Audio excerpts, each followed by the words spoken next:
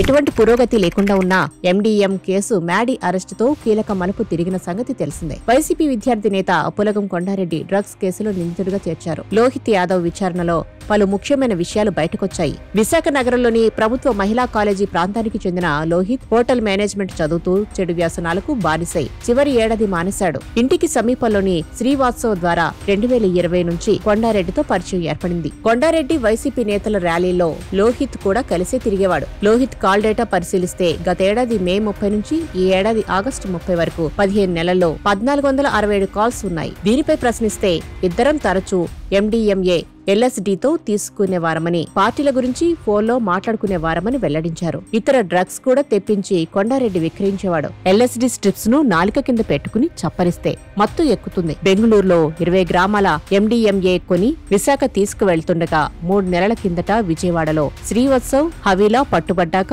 అసలు గుట్టు రట్టయింది. ఇద్దరి ఫోన్లు స్విచ్ ఆఫ్ రావడంతో కొండారెడ్డి లోహితులు గాబరా పడ్డారు. వాట్సాప్ ద్వారా మ్యాడీకి కొండారెడ్డి ఫోన్ చేసి వివరాలు ఆరా తీశారని పోలీసులు తెలిపారు. డ్రగ్స్ కేసులో కొండారెడ్డి చుట్టూ ఉచ్చు బిగుస్తోంది.